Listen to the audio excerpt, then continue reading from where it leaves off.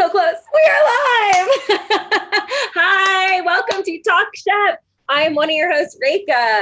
Other host, Jordan. And we have a very special guest, comedian extraordinaire, DC Pierson. Hello, DC. Hi, Reka. Hi, Jordan. Thank you for having me. Hi, Talk Chef. Do you guys have like an appellation for like what your fans are? Oh, yeah. Didn't we say Fantastants? Oh, Fantastants. Okay, yeah, our Fantastants. Yes. And they win every week. Nobody goes home. Yes. Ideally. Yeah, ideally, unless you like do something really fucked up, like season 2 style. Incredible. Well, DC, we're so excited to have you here for a little backstory. DC and I are in the same Top Chef bracket where we're both doing poorly. Sorry, we lost money. But clearly you are a Top Chef fan, DC. Is that true? I am a huge Top Chef fan. When my wife and I started dating about 10 years ago, I had never seen Top Chef. In fact, I was thinking about it before we started the show, and I was like, what's my connection to Top Chef? What's my Top Chef story? Yeah. And I was remembering that I have the ignominious whatever of having been at UCB in New York and like taking classes and working there and whatever. When Padma took classes at UCB, like infamously the like class show that literally every single person went to, where it's just like all the students must have been like, people are fucking gonna love our level 1 improv because it's like sold out. It's like a standing room only. And I didn't go, unlike literally every other person at the theater, because I did not watch Top Chef at the time. So I didn't know, I had no frame of reference for her.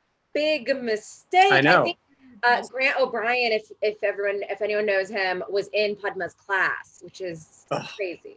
That's awesome. Yeah, I have so much regret around that, but Top Chef finds you when it finds you. When my wife and I started dating about 10 years ago, I think we just started watching whatever season was airing at that time, which I think was Top Chef Seattle, because my wife, Haley Hepworth, who's also a comedian, was super duper into it. So we started watching it, and it was just like complete love at first sight. I feel like it was my first real competition reality show that I really got into, which was a genre that I now really love. But Top Chef is still the best. It's still the greatest. And it genuinely, like, we started watching it and we were watching the season, but then it was like, we need more. So I was like, there streaming like was sort of a thing, but it was like still a world where it was like made sense to buy old seasons on DVD, like at Amoeba or like on eBay or whatever. Yeah. And so I was like buying Top Chef Las Vegas for like $4 on DVD. God.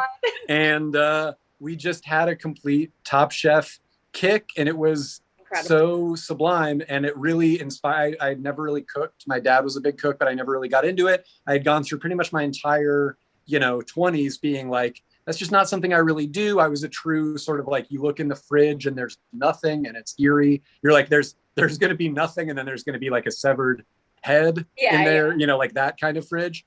And yeah, I was that person. And then Top Chef really genuinely implanted the idea in me of like, oh, my now wife, then girlfriend, Haley, was out like doing a show or something. And I was like, what if she got home and I had like made dinner? And so I like looked up a recipe and I went and got the stuff and I made it. And it was like it also really was like the level of difficulty that I needed it to be. Like that just happened if it had been the slightest bit, it was seared snapper with succotash. It was like an all recipes recipe or something.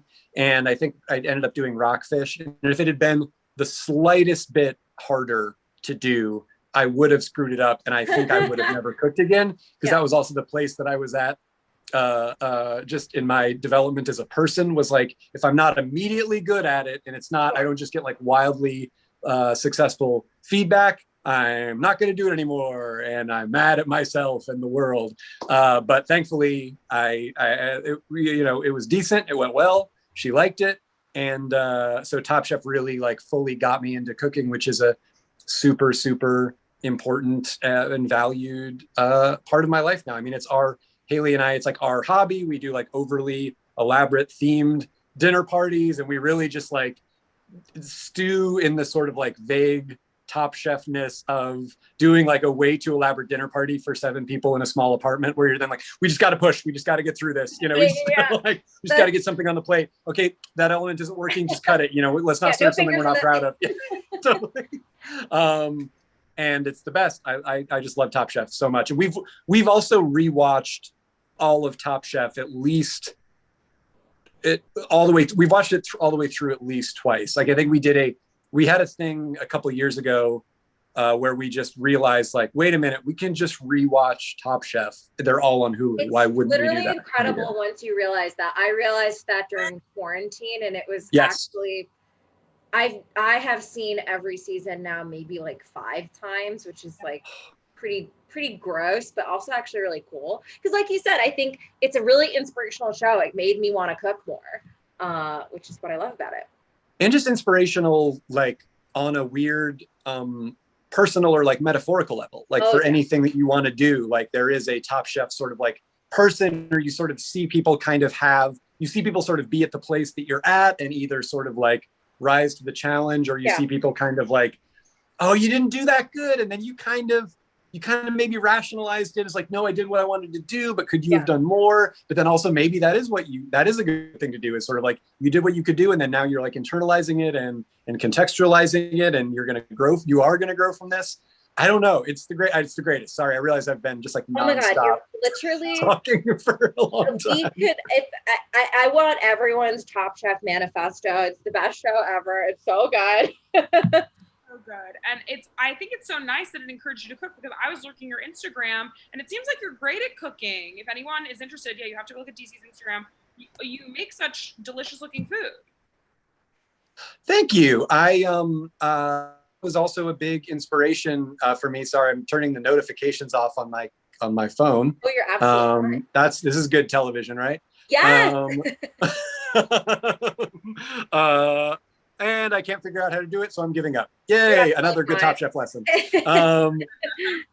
But that's really nice of you, Jordan. Thank you. I appreciate that. Yeah, I that was like also a weirdly personal step. Maybe you guys will relate to this or not. I imagine people that cook and like making food will understand the feeling of like, you make something and you like know that it's good and you like it and you're proud of it, and then you like take a picture of it in the dome light of your kitchen and it looks like gray garbage. Yeah. But then you're like, so people will not be excited about this on Instagram. I'm not going to get the sort of like serotonin hit of the little notifications thing, like lighting up or whatever. And then you realize like, wait a minute, it doesn't matter. It's good. That's not what food is about. It's so hard to kind of balance those things. You can be like me and be a sick freak for attention and buy professional lighting equipment to light food photography. I just bought some like relatively cheap stuff, but I was like, I enjoy doing it. Yeah. So I'm just gonna lean in. Why not? Absolutely. I think that's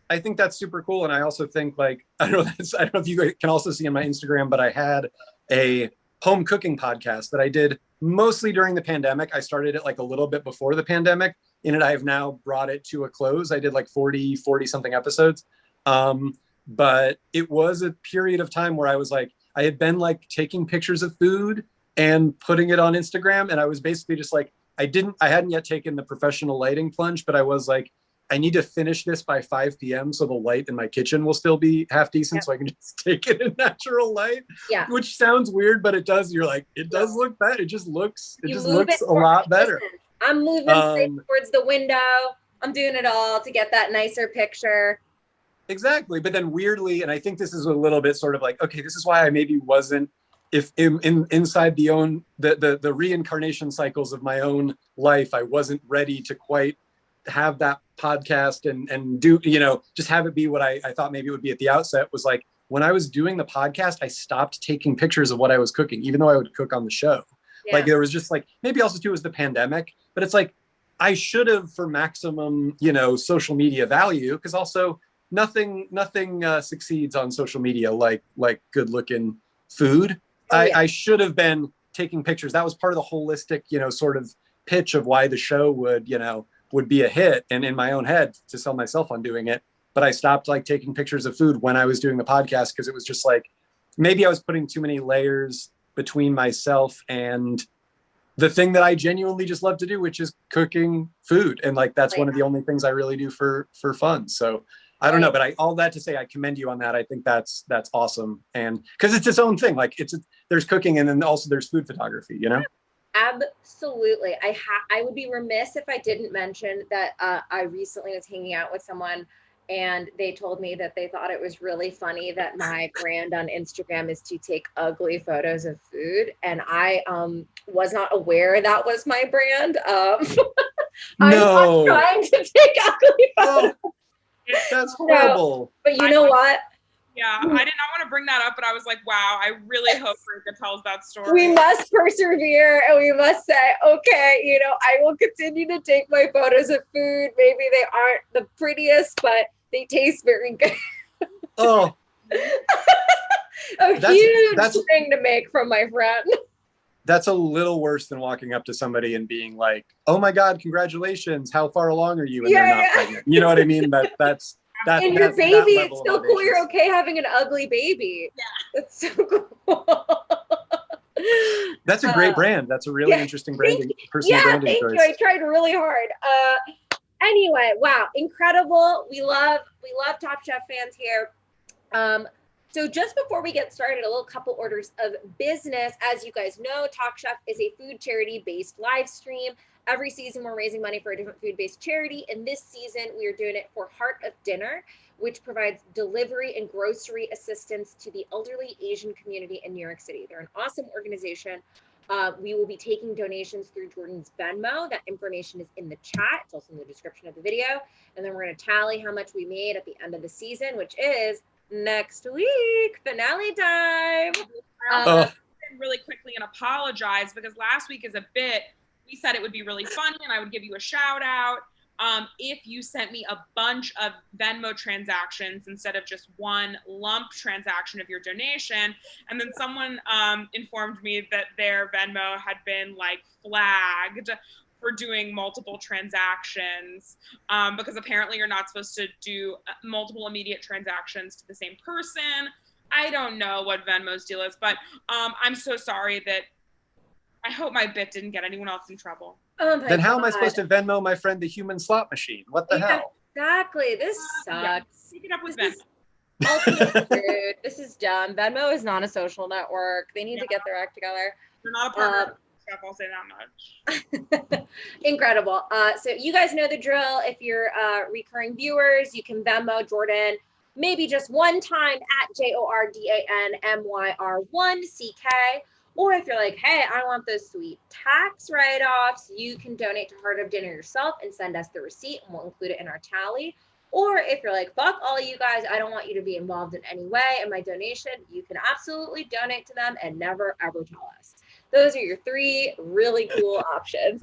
So that's our first little order of business. And our second order of business, DC, something we didn't actually tell you, which is just like every episode of Top Chef has a quick fire, so does every episode of Top Chef. Now, it doesn't involve cooking, but it is the fastest quick fire in all of Top Chef history. It is 45 seconds. You have 45 seconds to answer 10 questions. These are not trivia questions. These are like DC food preference questions. Love it. Let's say that you're the type of person that's like, I'm going to half-ass this. Let me tell you why you shouldn't. Because the prizes are incredible. The prizes are, number one, you will win a deed to the Terlato Wine Vineyard. Oh my gosh, that's my second favorite winery to Lorraine Bracco's Bracco Winery. Do you know, okay, really quickly though, we have to talk about one of the greatest, I mean, anytime Lorraine Bracco's been on the show, it's the greatest, right? Like but there's one, I think where they go to, why can't I think of the name of it? It's in Rouse. They go, they go to Rayo's in New York and so Lorraine Bracco, who people may know as Dr. Jennifer Melfi from The Sopranos, they may know from Goodfellas, they may know from just being the best and seeming like a great time. She has her own wine that she's like promoting on the show. So usually we get the like Terlato winery sort of beauty shots, which speaking of things that it feels like they commit to way in advance, like it just, you can tell where they're just like, oh man, like the crew is like in the van on the way back to the hotel and they're like, do we get a Pellegrino shot? Fuck. okay, turn it around. Yeah, Truly. turn it around. Or everyone go, man, I'm tired as shit, but what I could use is a San Pellegrino in my RAV4. Yes, yeah, the obligatory sort of like, oh wow, chef, it's good. The BMW is going to take us right to Whole Foods. Great. Oh, or is whatever. it drives? Cool. My favorite are when they clearly forgot to bank that, and then they had like Nina Compton in like the booth afterwards doing like, oh yeah, the GPS is great. I love it. I love a seat warmer in the summer. But all that to say, Rayo's Lorraine Bracco. She's promoting her own wine. She's from a Scorsese movie and from The Sopranos at arguably like the most New York Italian restaurant in existence, and she is just completely feeling herself. She's so like wonderfully mom wasted or like aunt wasted almost. Like it's from mom wasted to aunt wasted, and she's a goddamn delight. Seek out that episode. And that being said, you will not win a deed to her vineyard. You will win a deed to the less interesting Trelato wine vineyard. Okay, fair enough. I still want this. And as you know, Trelato wine is made of 99% sugar, 1% branches. It's an incredible product. The smallest glass is 75,000 gallons. It's incredible. The vineyard is located in the center of the earth. Yes, and something that a lot of people that watch the show know is that Rake and I have made multiple attempts to purchase this wine in real life, and it seems to be unpurchasable by $1. Yeah, I think you can go to the Trelato wine. But wait, Jordan, can we Venmo them like 2 cents at a time until they just send us the bottle? $1 38 times, and then they'll mail one to your house. It's even funny if you go on their website, they just list a bunch of other brands of wine. It's almost like it's like a GoDaddy, like I don't know, it feels like an incorrect website. Like weird. Is it like I think it's called like a white label thing where it's sort of just like you know what I mean? Like if maybe Lorraine Bracco's wine is just Trelato wine by another label or something. Oh my God, there's like a big like AT&T buying something, but like there's like a big that's gorgeous. That's what you want in a vineyard, a big conglomerate. So you're gonna win a deed to that. You can also win your own suite of personalized broken GE appliances, just like you see on the show. We're talking about a fryer that doesn't get up to temp. We're talking about an oven that mysteriously drops temp. All these things could be yours. We're talking about one knife that it has to be used by 45 people at the same time. Incredible. All of this could be yours. So we want you to take this seriously because we definitely have those prizes and you could definitely win them. So are you ready? I'm all over it. By the way, yes. Top Chef, Maxim, can we put something down in like in just like inscribed in the halls of Talk Chefdom? If it's outdoors, don't use the fryer. Like, you know what I mean? Like it's not going to get up to temperature. It never gets up to temperature. Like if you don't have a roof over your head and walls around you, do not go near the fryer. And you know what I'll say too? If you can help it, if it's windy and rainy, don't use the grill. No. Don't use it. No. Don't use it. Or put a lid on it. Hey, but you know what I'll say on the other side of that? If you want to be an interesting chef, don't make a fucking crudo. I don't know. Oh, that's interesting. We've got a bunch of rules. Don't make a crudo. Don't make a ceviche. Sorry. Although I will say one thing this season has genuinely made me realize I know nothing about is mole. Because I'm like, there's no way they can make this many moles and it can be as sort of, I think of it as being one thing, but it's very clearly a like very broad genre that I know so little about. Like I think of it as being just that one thing that you normally would see on like an early season of Top Chef. People would be like, I mean, you're going to make mole and whatever. It has like 49 ingredients, but I think it's you know what I mean? In early Top Chef, it would be like if your ingredient was chocolate and then everyone shits themselves because they go, I hate dessert. I'm not going to use it for that. I'll make mole. Yes, exactly. I will, DC, I will send it to you, but there is a restaurant in LA kind of near downtown that specializes in mole, and they have like a bunch of different types of moles. They have live music every night, or at least they used to. It's really good. I'll send it to you. You should definitely go. This place sounds like paradise in a post-vaccine world. It's great. Sounds like we all get mole together and mole flight. Mole flight. All right. DC, I'm going to start your clock from the moment Jordan finishes question Great. 1. I'm going to do 9 more digressions and then we can go. Okay, perfect. You're scared. He's scared, everyone. Are you ready? Oh my God. Yes. All right. Okay. What's more fun, digging for clams or catching crabs? As depicted on this episode, digging for clams. It feels more active. What is your favorite type of seafood? Oh wow. Fish is the genre of fish. No, I think go ahead. Sorry. Go ahead. Fish. We'll go fish. You're at 23 seconds. Where's the most painful place to cut yourself? Oh, the webbings of your fingers. Should you go home if you don't plate all the food? Not if your food is as good as Dawn's is. Would you rather cook in extreme heat or extreme cold? Extreme cold. Cold crab or hot crab? Cold crab. Time is up. Oh my God, DC, you were so thoughtful with your answers. And then for seafood, you said fish.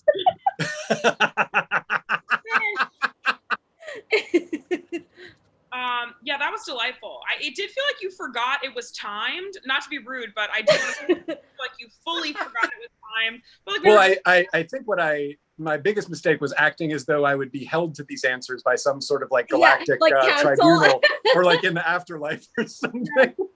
Absolutely, yeah. Like Great Gun, I would have 100 pounds of fish delivered to your house. Yeah, we're like, DC said his favorite seafood is fish.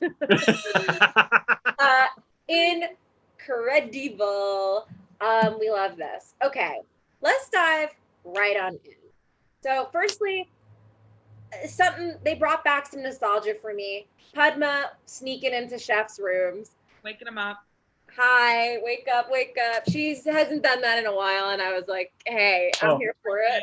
It's the best. She's wearing her Jeffrey Dahmer glasses. Yes. I was like, bitch, get out of here. Sorry, I gotta credit Haley, my wife, on that one. That is her coinage. Padma's Jeffrey Dahmer glasses are they're like really like a symbol of this season, I feel like. Oh my God. They're like a co-host. They look incredible, but for sure she eats people.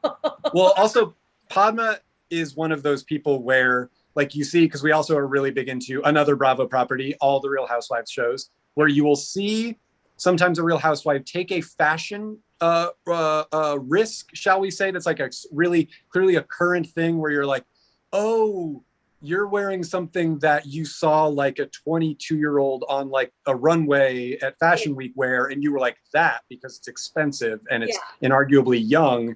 And then you're like, but not, no, it doesn't, it's not worth, like, that. Padma does a lot of those things where you're like, that this will trick somebody into thinking they can wear those glasses because Padma can wear those glasses because Padma is Padma.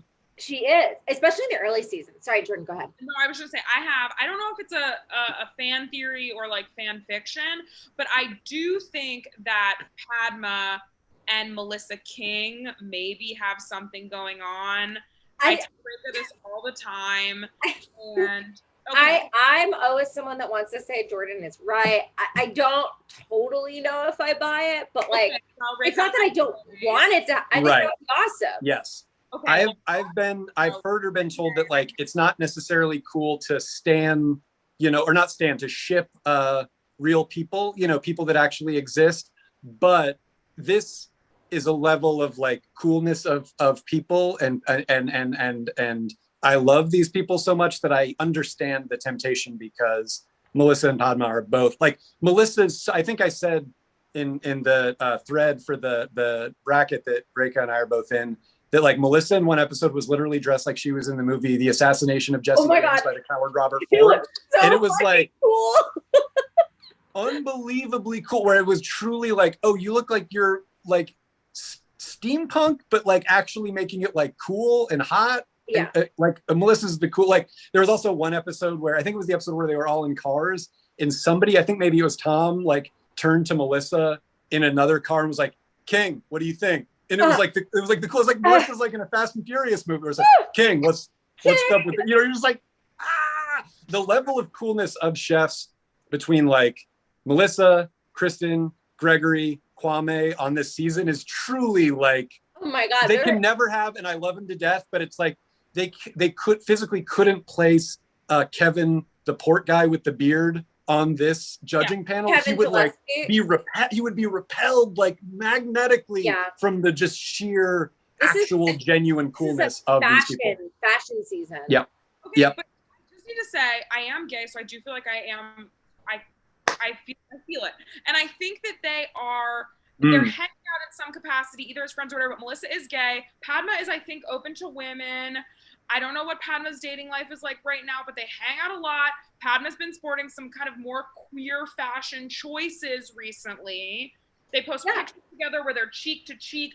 I'm not trying to start rumors. I'm saying it could happen. It's happening. I would like it to happen. And I would like if we have any scientists in the chat, please get us if you're seeing the same things that Jordan is seeing. Sorry. Please, we need like just people who are good at studying facial expressions, like biologists, physicists. Yeah, also we should say, like, if you're out there and you're somebody that's like spreading gross conspiracy theories about the election being fake or like vaccines or Helen Keller not being real, take all that weird little like your brain is like some sort of sick labyrinth that's seeing too many connections, too many places, and put it to good use. Use those research powers, use those falling down a rabbit hole powers for this, that I think would be a positive thing for the world. Two of the coolest people in the Top Chef universe, and therefore the world overall, getting together romantically, I think would be a watershed moment for humanity. So Jordan, I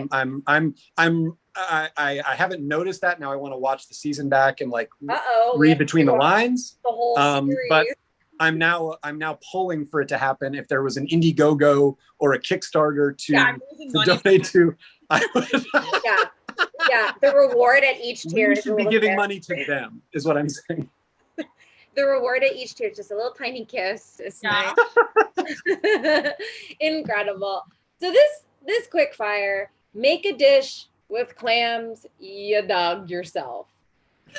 I think a totally average quick fire. I think it's like Jordan and I were talking before the show. I think this season started so strong and they almost used COVID to their advantage in a lot of ways. Like I love this consistent panel of judges because you get a lot of vantage points 100%.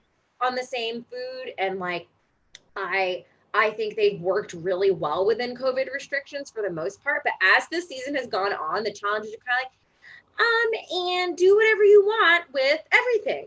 It's been a little bland. And this kind of, I mean, like, again, in another season, I can see a clam digging challenge kind of being like the conch challenge in season 8, or like those crazy like fish for your own trout in season 15 or whatever.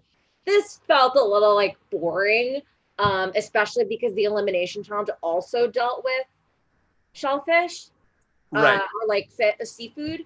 What do you guys think about this challenge? Boring, stupid, boring. Both of them were boring. The season has gotten so boring. And I'm sorry, they're talented, it's good, but it's the same thing I say every week, is almost every single challenge of the last like maybe 7 challenges has kind of just been like, cook whatever you want in whatever style you want, but incorporate the onion. And I'm like, that Chipotle challenge, we're gonna dunk on that Chipotle challenge forever. Using only a bunch of ingredients that are totally normal and things you use all the time, make anything. And then everyone made a fucking burrito bowl. Yeah, that challenge felt like, again, we were talking about things that they clearly commit to in advance, probably for money. And on some level, we love that because it keeps the show going. But they do feel like the kind of thing that is, I'm sure, the result of a like 212 email deep like negotiation between like Chipotle and like the people at Top Chef that are just like, can it be like, because anytime I've ever worked in anything that has any amount of product placement, the people actually sort of running the show rightfully are being like, we just want it to be the least amount of that fucking product as it can be. And so I think they probably just got to a place where they were like, Chipotle, you say fresh ingredients, okay, everything here's fresh, go, we're cooking food. Like, we don't want it to be like, I bet you it started from a place that was maybe interesting, like make your version of like nachos or like a taquita or whatever. And then it came down to, after 212 emails, was like, use lettuce in any way you wish. Incredible. Okay, so here are the dishes we got out of this little clam time. Gabe made a sopa de mariscos, so it was poached gaper clams and butter clams in a broth. Sure, whatever. Sounds fine. Dawn made a butter clam bisque with apple and pepper salad. That also sounds fine. Sounds better than Gabe's. Shota made sake yuzu butter clams with pickled onions and crunchy outsides of the butter clams. That sounded the best. All the thumbs up flying from the bottom of the screen, like somebody's mashing the thumbs up button. Exactly. I just love the way Shota talks about food, because he does a thing that I know a lot of chefs do, but he just specifically talks about it, just like using every part to do something interesting with. And I really like that. Okay, can I pioneer a version of impression right now called Top Chef Talking Head Body Language Impression? Okay, perfect. It's not vocal, it's not anything. Okay, Yeah. I only have 2 of them, and I've never done them before, so they're probably both bad. Okay, so this was Gregory on Gregory's season. Oh my God. Yeah, he does do that. Gregory would always like really lean forward, and I missed that because like he's just such a warm like, but he's like, you really feel like he's just so excited about food, and he's kind of just like doing it. And then this Shota, I feel like is like, I don't have the muscles to really pull it off, but it's very like, oh yeah.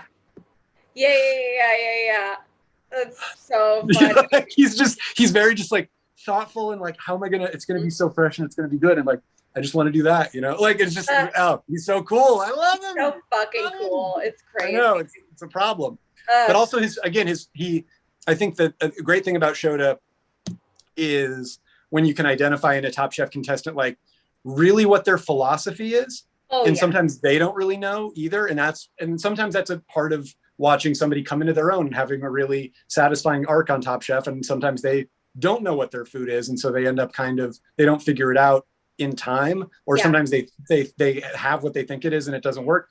But Shota has a very clearly defined thing where he's going like, I want to bring this like modern, really sophisticated take on, but also really honest and really authentic take on like actual Japanese food to, people that haven't had it before, and really serve those flavors in like a really honest way, in a way that's genuinely teaching me a ton about Japanese food. Yeah. You know what I mean? Where it's just like, he'll be like, oh yeah, we don't really use acid in that way in a lot of dishes or whatever, where you're going like, you're thinking about Japanese food you had, and you're like, I guess that's true, huh? But like, I haven't had that much, like not nearly, not like a 0.1% of what he's talking about. But it's really neat to see him go like, I want to do this, and I want to do your goofy ass thing with like, I have to put cheddar in my Japanese food, but I also want to do it in a way that isn't just like, like just take like a bowl of whatever and just put cheese that I was already going to make and put cheese on top of it. Yeah. It's so cool. He's a big, like, give me a challenge. I will make a connection between any degrees of separation in food. Like making the cheddar dashi, like he can see those connections in a way I find really educational and really inspiring. So I'm a big Shota head. We're all big Shota heads here. But the opposite of creativity, here's our elimination challenge. We've got make one hot and cold Dungeness crab dish in honor of James Beard of the famous James Beard, cooking awards, who I guess likes Dungeness crab. We were talking before we started rolling. I think this challenge sounds like it was phoned in. Again, there have been much more interesting challenges based on honoring a particular chef. We talked about the Edna Lewis challenge in Top Chef South Carolina. We talked about the Julia Child challenge in Top Chef Boston. And then this was just kind of like, oh yeah. So James Beard is from Portland, and you know how he loved ingredients. Well, Dungeness crab is certainly an ingredient. So they also taught us literally nothing about James Beard. Exactly, that's what I mean. I'm like, I said this to Reiko before, but I'm like, literally, who even is James Beard? Obviously, I know in terms of like the James Beard Awards, the James Beard Foundation. Okay, cool, whatever. But I'm like, I know nothing about James Beard, and I don't understand why this. And I know a lot about food for someone who is not professionally a chef. I'm like, why didn't they take this as an opportunity to about James Beard like they did with Jonathan Gould? Exactly. The Jonathan Gould episode is one of the best episodes. Oh, incredible. Also, like that moment in time, I don't know how it felt for you guys, but like being in LA, and it was like early in the pandemic, but finding out there was still a like, it was like being in like, you know, some sort of like famine situation, and then like hearing like, wait, but there's this great, you know, satisfying like meal hidden away that we forgot about. It's like Top Chef's coming out, and it's in LA, and it's like celebrating LA, and it's all these places that we can't go. And it was also at that period of the pandemic where it's like, can we even go outside? And so it really felt like it was like, I'm visiting LA through my television, even though I live here. I thought it was the best. Oh, that episode was so good. You're right. That's one of the best episodes of all time. It's so good. If you haven't seen season 17, check that episode out. But yeah, so this challenge I think is boring. I completely agree with both of you. Like, I think I didn't learn anything about James Beard that like I didn't know before, which is that he has awards that people win and get nominated for. Yeah. I think when I rewatched some parts of the episode, and I feel like Tom said like, you know, we hear about the awards, but he was also a real person, you know? And then that was kind of, it was like, yeah, in what way, sort of? What are we talking about? Yeah, it did feel like a little bit like, and I love literally everything about the show. I love Tom. I love hearing from Tom. Tom kind of reminds me of my dad, even though they're not similar. I know, which is so not in the language of the show. Weird. Yeah, totally. Which feels like maybe something they did in post to be like, we got to bring this James Beard thing home a little bit. Nobody talked about James Beard. Yeah, which was it did feel a little bit like we had on the whiteboard Dungeness crab week, which we went, that'll be fine because it'll be outside, so it'll be pretty COVID safe. And then we also had James Beard is from Portland, and then we got down to the end and we were like, oh shit, you know, we have to do both of these or we whatever. But yeah, I completely agree with you. You can't make that connection so easily. You gotta follow through. Yes, I thought this was a goofy challenge. I thought even Alice Waters like chatting with them was sort of random, and she didn't say much about James Beard either. She like zoomed in with them. Whatever. The dishes were Shota made crab nigiri with yuzu kosho aioli and pickled ginger. He intended to make sushi 2 ways, but only presented it 1 way. I think it sounds good. This is like the forever, like, oh, they have to make their menu before, like, you know, a couple days before the thing. So they have to like set it in stone, what they're making, and they can't change it. Gabe made Dungeness crab and lobster mushroom crab stock with an avocado yogurt. It sounds great. Arguably, you know, a little iffy on if it's a cold preparation. Oh yeah, that was, yes. I feel like also and I say this as somebody who A, loves Dawn, and B, has Dawn on their Top Chef bracket still going strong. I mean, really also identifies with a lot of, it seems like this sort of like, just like she has a very like kind of self-punishing like character that it seems like is almost her Achilles heel, where she just is really, really driven and is really hard on herself when she doesn't succeed. And then now she's making a lot of the same mistakes over and over again.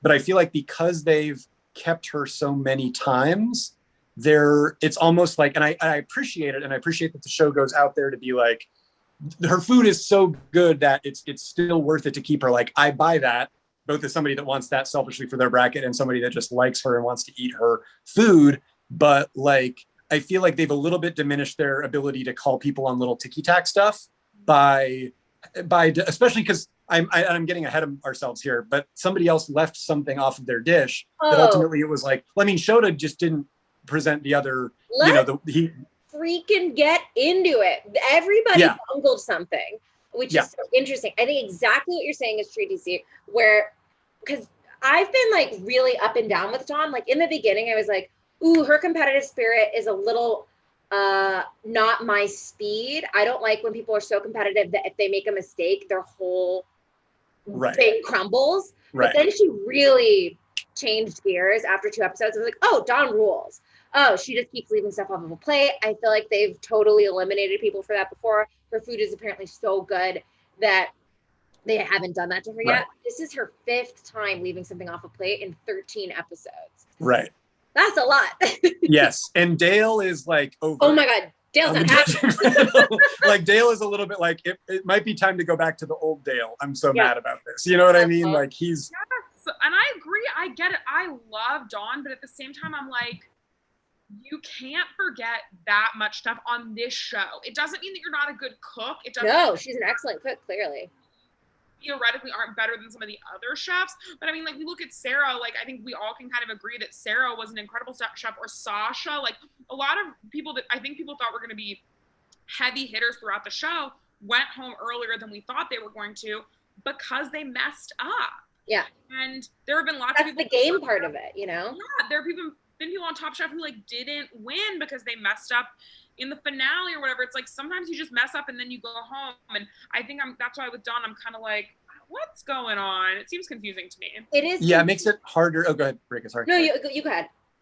Oh, I was just going to say, it does make it like, I feel like we're missing a little bit of that element that you have pretty much from the beginning almost of every Top Chef season, especially if it's a really good one, where Tom goes like, guys, you know, all the food is so good that we're really splitting hairs here, where it really comes down to these little mistakes. Or you have the sort of classic, you could do a super duper cut of chefs saying like, yeah, just any little thing, you know, any little thing will send you home. Yeah. We're all so good at any little thing. And it feels like they've diminished their that the any little thing factor. They've kind of seeded that as a reason to send people home. Totally. I wonder if it's like, everyone's feeling COVID, you know, feeling sympathy, or if they're just like, this group of chefs, like it is unreal how good their food is. You don't understand. We have to break all these rules.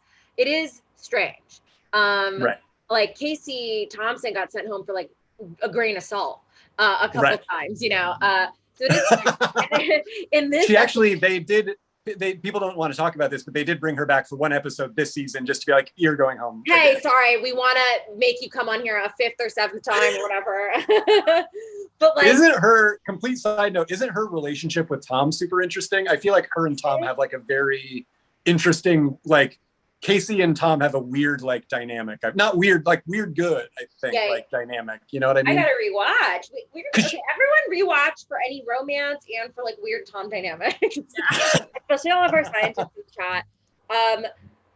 Yes, Matt is totally correct in the chat. In previous seasons, leaving one item off the plate one time would have probably been more than enough, and then to do it 5 times, you're just biting off more than you can chew, clearly. And that's like, that's what they would say. They would say, you need to edit, you need to simplify. Timing is your issue constantly over and over again. What's going on?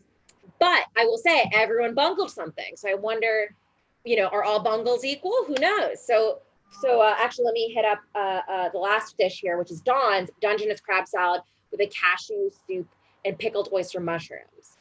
Did someone who called it Dungeness crab? I did? That is what it sounded like to me. Hey, Jordan, I assure you, if I had done that, I would have been far more proud. I'll be sure to hit that up in the hot course menu. I'll do that in the hot course.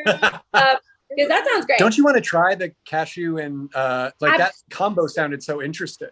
Absolutely, I want to try that. That sounds all good. We have one little mistake here, which was Shota leaving off one of his sushi rolls. On purpose. On purpose. That is an excellent distinction. Shota did the thing. Because he thought it wasn't good. If you take a Top Chef supercut, like we talk about Top Chef hypocrisy a lot, of like the judges saying one thing in one episode and then another thing in another episode. One of the biggest things is like, you didn't want to present something versus if it wasn't perfect, why did you put it on the plate? Why did you? Nobody asked. Yes. And it's just like, and it's like, oh, is Tom. That is such a great distinction that showed it. Had the time, but was like, this doesn't meet my standard. Goodbye. Right. And they had a really cool, like, dramatic shot of him being like, and like walking around the kitchen. Like, exactly. Yeah. So for our hot courses, Shota made braised purple daikon with Dungeness crab salad, soy and sherry vinaigrette, and persimmons. Oh, I knew Jordan and I would differ on this. Jordan doesn't like fruit. A fruit that doesn't like fruit.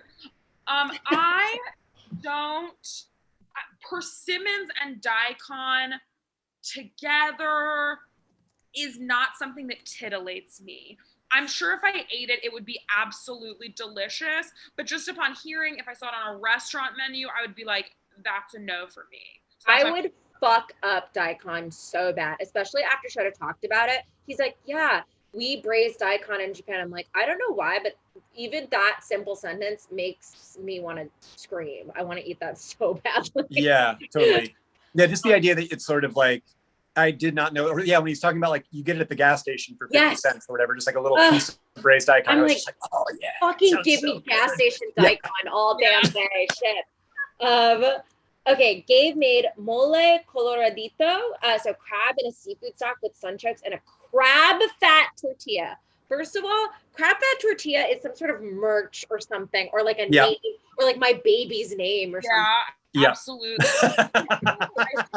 A sunchoke is perfect. And you saw all the hate some of those sunchokes were getting from people. They're nerds. Sunchokes are delicious. If you can't sunchoke, same thing as a Jerusalem artichoke for people who are like, what the fuck are you talking about? I will say that I have had and it's really good. And Haley and I have cooked with sunchokes a bunch. We did a Oscars. We do like a themed Oscar party every year. And one year we did pizza. Like it's always like around, like we'll do like a genre of food, and then we barely watch the Oscars, and then that's totally great.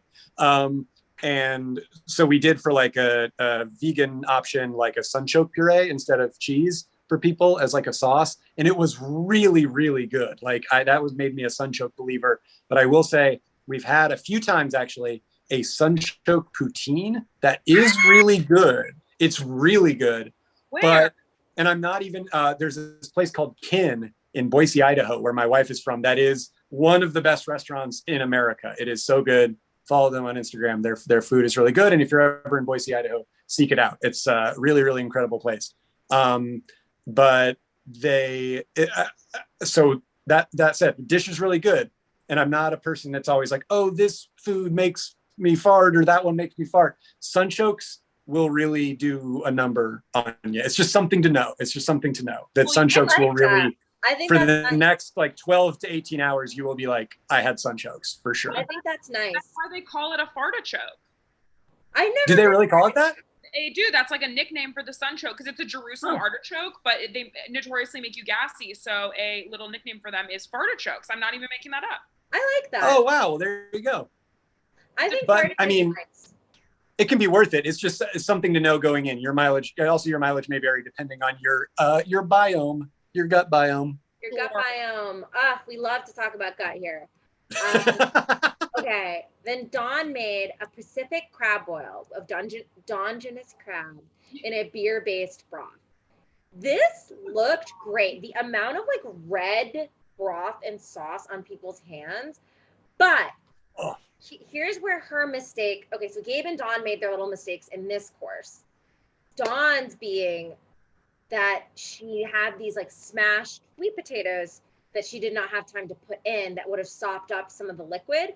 Not a necessary component, not seemingly even a component some people miss. Some people wanted that like sopping thing, but she did mention it at judges table, which I thought was interesting. I'm like, I don't know if I would have mentioned it. No. Say though, we also need to keep in mind that Gabe forgot one tortilla on one plate. Dawn did not plate a single sweet potato. I love Dawn. I would go to her restaurant tonight if she had one. Like I would run there. But I 100%. Just think, I'm like, come on. Well, I also think that is the genius of Top Chef in many ways, is how much it makes you feel like, oh, I feel like I could taste that dish. I could imagine what it tasted like. And I could just imagine how good that sweet potato would have been. So this one really hurt. It wasn't just like, oh, Gail didn't get a tweel of Parmesan or whatever. It was like, oh, no. It's like, no, this is like a crime against your own. And she knew it. That's the thing, too. I think that's so. And I think maybe that's why she had to. I don't think she had to, but I think she internally felt like she had to own it in that moment. She could hear them talking through it and she wanted them to know, no, I had the right thought process. I just didn't get it on. You know what I mean? Like that, I really related to that on some level, but also, I mean, Haley and I both shouted like, no, don't tell them, don't mention it. You know what I mean? Just don't. And I think that's such an important life lesson. I bet also from a very producery standpoint, they have all that footage. And I bet they are sharing that with the judges panel and being like, hey, so-and-so did this thing that they left off. Ask them about it, kind of thing, as well. Totally. I do have a huge ass update really quickly.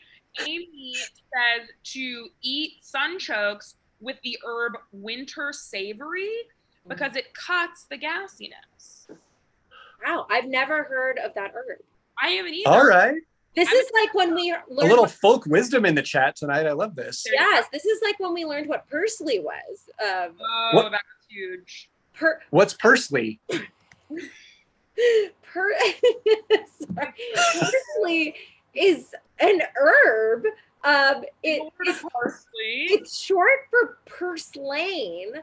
I have heard of purslane, but I don't really know what it is. I have no. Yeah, but it's called parsley, which just kind of sounds like someone fucking with you and saying parsley, but it's parsley. It sounds so good.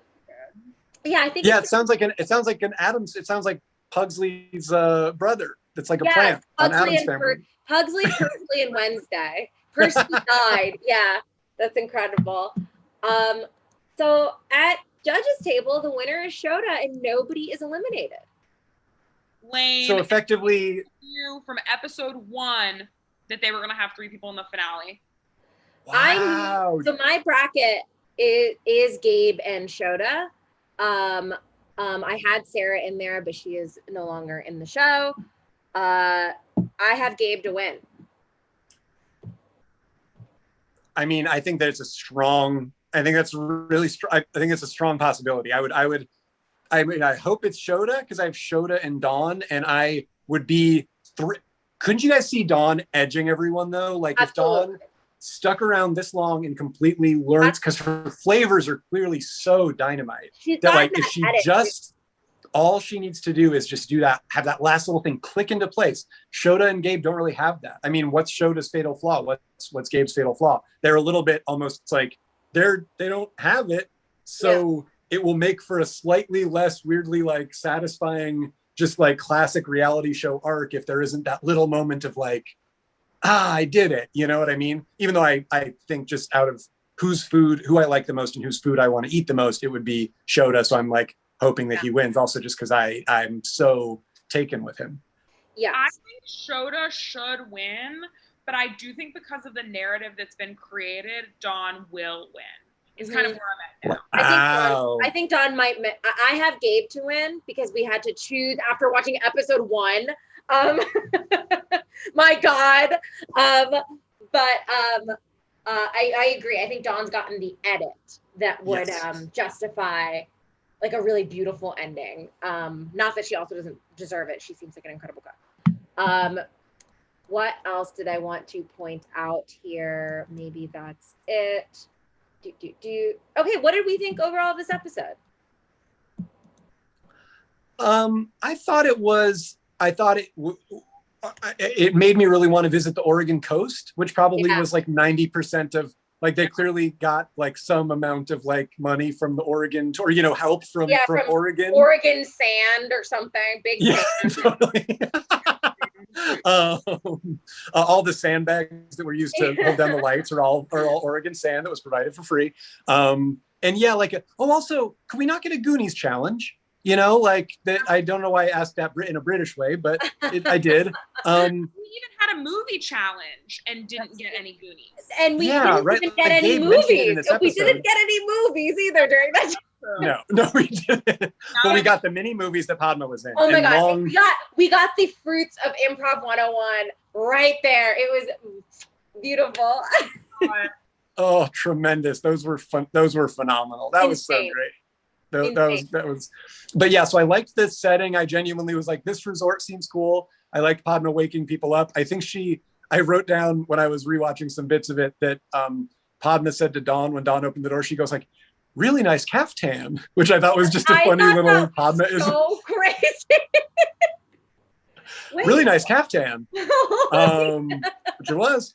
And it was. I let holy cow, your pajamas are awesome. Anyway, it's 4 a.m. and wait, sorry. Speaking of Padma and pajamas, another all-time great Top Chef moment was when she and I think it was like her and Gail.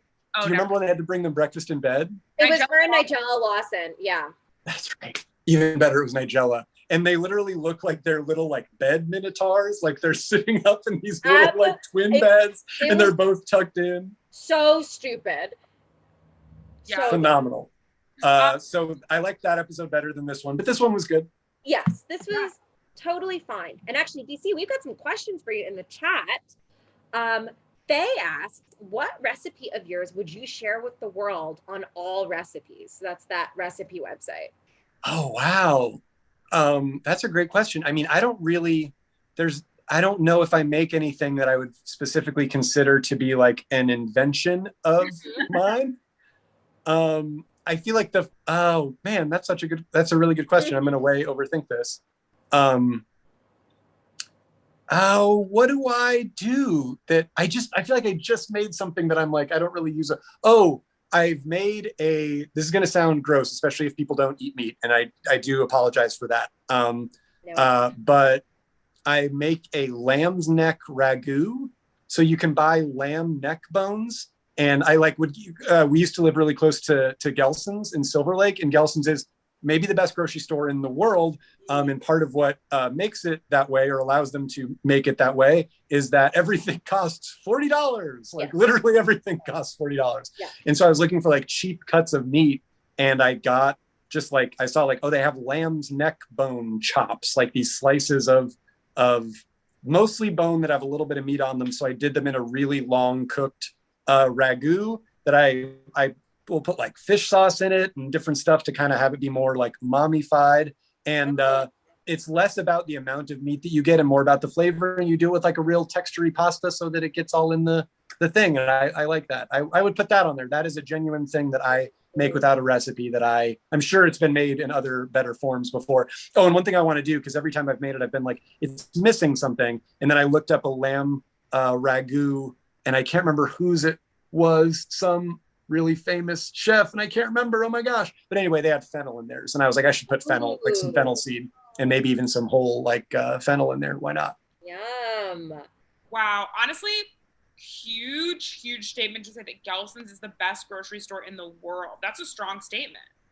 We're gonna quote you on. We are gonna hold you to that. If we ever find another good grocery store, we're gonna come to your house and fucking scream at you. And I'm, as a fan of grocery stores in general, I cannot wait to try the grocery store that's better, because man, Gelson's is a really, really good grocery store. Incredible. Do you have a favorite herb? Oh, well, parsley comes to mind. Yeah. But oh, well, of course. Oh, well, even after parsley is everyone's favorite. Everyone's favorite herb. Yeah. Oh man, I mean, it's got to be a really boring one, like dill. No, I do think like, like thyme was a big one for me early on. I think that was in the early days. That was in that succotash that I made. But it's kind of a pain in the butt to like pick all the little leaves. And if you ever look up hacks for like, how do I get all these leaves off thyme? None of them work. You just got to do it. That's the secret. You fuck yourself. Yeah. But I think right now, especially because Haley's using it a lot and getting it a lot, I'm really into dill right now. I love dill. What a girl. We both love dill. And actually, DC, we usually ask our guests what they would have made in this challenge. So you can do, well, we won't make you come up with 2 dishes, but if you had to go up against, let's say the winning dish, which was shown, what would you have made either in a hot or cold Dungeness crab challenge? Oh man, because I immediately thought of the quick fire, because I have actually made something with clams before. I did make like very much like before the pandemic, where I was like, I can drive around to 7 different stores and take all Saturday, and like this is going to be like a nice dish that I actually make, so I'm going to spend way too much money on it. Ultimately was I can't remember whose recipe it is, but there was a crab and finger lime pasta.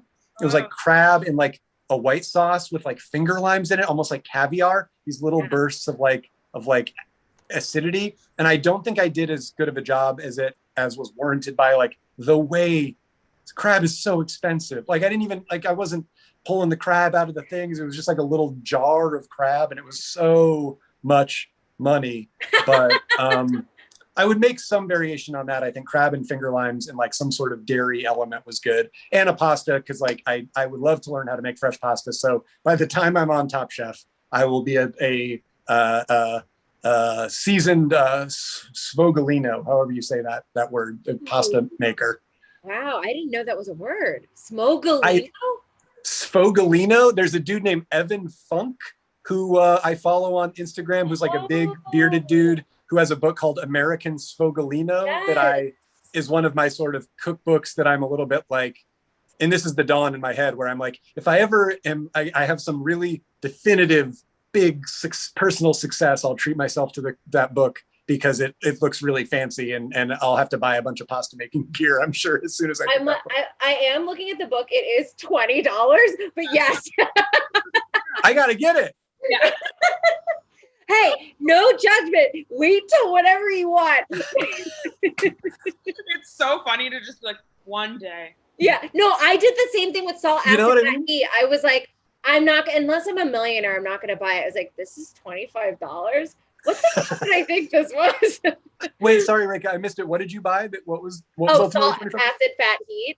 I was like, but maybe when I'm a millionaire, like. Yeah. But cookbooks are really expensive. They are. Yeah. Like, do you ever run across one where you'll be like at like the fucking Tashin store at the Grove, and there'll be a book that's just like salt, and it's like 70 pounds, and you're just like, and it has no recipes, and it's all text, and there's no pictures. Yeah. Yes. Yeah. Incredible. Well, DC, thank you so much for joining us. This is a blast. Guys, again, the charity this season is Heart of Dinner. You can Venmo at JORDANMYR1CK if you want to donate through us. You can also donate on your own and send us a receipt. And one more thing, DC, am I allowed to? I'm allowed to? Okay. The producers are telling me I can tell you, but you are Top Chef. Yeah.